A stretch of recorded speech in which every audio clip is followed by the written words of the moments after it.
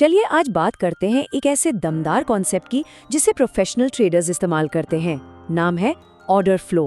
तो चलिए इसमें थोड़ा और गहरे उतरते हैं। देखिए, ज्यादातर ट्रेडर्स क्या करते हैं, वो ऐसे इंडिकेटर्स देखते हैं जो असल में पीछे की कहानी बताते हैं।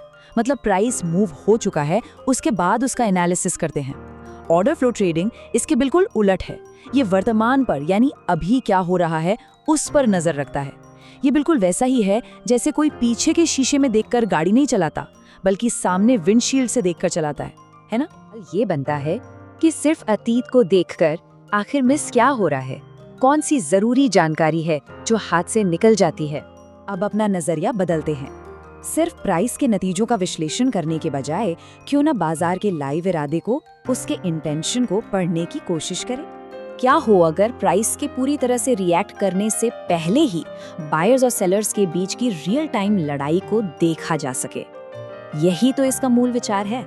बाजार खरीदारों और विक्रेताओं के बीच एक लगातार चलने वाली जंग है और ऑर्डर फ्लो से ये पता चलता है कि आखिर जीत कौन रहा है। तो है क्या चीज? ये ऐसा कौन सा कॉन्सेप्ट है जो हमें बाजार की मशीन के अंदर झांकने का मौका देता है? सीधे शब्दों में कहें तो ऑर्डर फ्लो बाजार में आ रहे बाय और सेल ऑर्डर्स का एक लाइव स्ट्रीम है, एक रियल टाइम धारा। ये बाजार की गतिविधि का बिल्कुल कच्चा अनफिल्टर्ड डेटा है।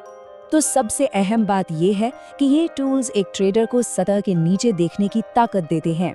इससे पता चलता है कि असल में ज्यादा आक्रामक कौन है, बायर्स या सेलर्स। बड़े इंस्टीट्यूशनल प्लेयर्स यानी जो वेल्स हैं, वो अपने ऑर्डर्स कहाँ छिपा रहे हैं, और सबसे जरूरी कि कोई प्राइस मूव आखिर हो क्यों रहा है।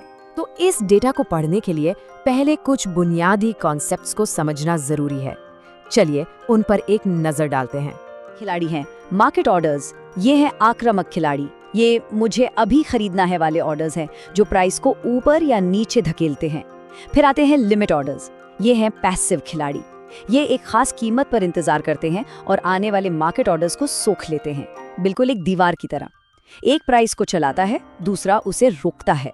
वॉल्यूम डेल्टा पर ये एक बहुत ही शक्तिशाली टूल है। क्यों?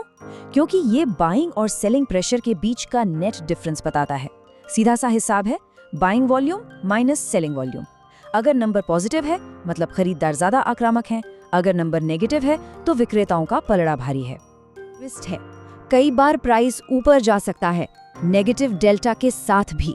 अब ये कैसे हुआ? इसे कहते हैं अब्जॉर्प्शन। सोचिए, ढेरों सेलर्स आक्रामक रूप से बेच रहे हैं, डेल्टा नेगेटिव हो रहा है, लेकिन प्राइस गिर ही नहीं रहा है। क्यों? क्योंकि कोई बड़ा खिलाड़ी पर्दे के पीछे से उन सारे सेल ऑर्डर्स को चुपचाप खरीद रहा है, उन्हें अब्जॉर्ब कर रहा है, अपने असली इरादे को छिपाते हुए। अब थ्योरी से एक्शन की तरफ बढ़ते हैं। देखते हैं कि इन कॉन्सेप्ट्स को असल दुनिया के ट्रेडिंग सेट्स में कैसे इस्तेमाल किया जाता है। लेकिन एक बात सबसे पहले साफ कर दें, ऑर्डर फ्लो अपने आप में कोई स्ट्रैटेजी नहीं है, ये कोई जादुई छड़ी नहीं है। ये एक कंफर्मेशन टूल है, एक ऐसा लेंस जिससे अपनी मौजूदा स्ट्रैटेजीज को और बेहतर बनाया जा सकता है। सेटअप है एब्जॉर्प्शन का, जिससे फंसे हुए ट्रेडर्स का पता चलता है। होता क्या है? पहला, प्राइस एक जरूरी रेजिस्टेंस लेवल पर पहुंचकर रुक जाता है, फिर वॉल्यूम डेल्टा एकदम से पॉजिटिव हो जाता है, मतलब लोग जम के खरीद रहे हैं। लेकिन इस आक्रामक खरीदारी के बावजूद प्राइस ऊपर जा ही नहीं पाता। इसका क्या मतलब हुआ?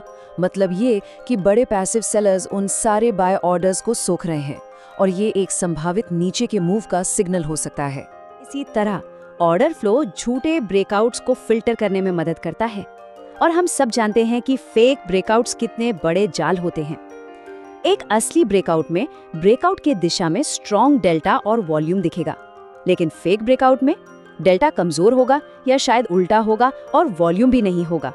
ऑर्डर फ्लो से इस विश्वास को पहचाना जा सकता है। अब आगे बढ़ने से पहले एक चेतावनी, या कह लें कि एक रियलिटी चेक जरूरी है। जरूरी है कि ऑर्डर फ्लो कोई जादू नहीं है, ये कोई शॉर्टकट नहीं है। ये एक स्किल है, एक कला है, जिसे मास्टर करने के लिए अभ्यास और अनुशासन दोनों लगते हैं। ये लोग कुछ आम गलतियां करते हैं, जैसे बिना बाजार के संदर्भ के सिग्नल्स पर ट्रेड करना, या फिर बड़े टाइम फ्रेम के लेवल्स को नजरअंदाज कर देना, बाजार के शोर में कंफ्यूज हो जाना, या रियल टाइम में डेटा को गलत समझ लेना। ये सब आम जाल हैं। तो इससे सीखा क्या है? स्टेप बाय स्टेप चलना होगा। पहले बेसिक प्राइस एक्शन और मार्केट स्ट्रक्चर को मास्टर करना है। उसके बाद वॉल्यूम प्रोफाइल जोड़कर जरूरी ट्रेडिंग जोन्स पहचानने हैं। फिर आते हैं फुटप्रिंट चार्ट्स, ताकि कैंडल्स के अंदर का वॉल्यूम दिखे। रोज मार्केट रिप्ले सेशंस देकर आंखों को ट्रेन करना है। और सबसे जरूरी, शुरुआत में सिर्फ एक सेटअप को मास्टर करने पर फोकस करना है। ये सीख क्या है? प्राइस इंडिकेटर्स की वजह से नहीं हिलता, प्राइस हिलता है बायर्स और सेलर्स के बीच असंतुलन की वजह से। और ऑर्डर फ्लो आपको उस असंतुलन को जल्दी देखने की ताकत देता है। अब आप पुरानी खबरों पर रिएक्ट नहीं कर रहे, आप प्राइस मूवमेंट के कारण को होते हुए देख रहे हैं। नियम पता है, बाजार को देखने का एक बिल्कुल नया नजरिया मिला है। सवाल यह है कि क्या अब इस खेल को अलग ढंग से खेलने के लिए तैयार हैं?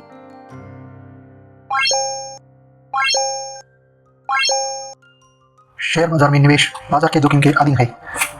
मैं कोई सेबी पंजीकृत रिसर्च एनालिस्ट नहीं हूँ। मेरी तरफ से मैं बेस्ट जानकारी प्रोवाइड करने का पूरा प्रयास करता हूँ, पर शेयर मार्केट में कोई भी ट्रेडिंग या निवेश का सिस्टम 100% परफेक्ट नहीं होता है। इस वीडियो में दिखाई गई जानकारी से आपको शेयर बाजार में 100% लाभ ही होगा, इसकी कोई गारंटी नहीं है। आपको इससे नुकसान भी उठाना पड़ सकता है। इस वीडियो में दिखाई गई जानकारी को सिर्फ एजुकेशनल पर्पज के लिए समझा जाए तथा इसमें बताई गई जानकारी का उपयोग स्वविवेक से करें। मैं इस वीडियो का निर्माता किसी भी नुकसान के लिए उत्तरदायी नहीं हूँ। Thank you.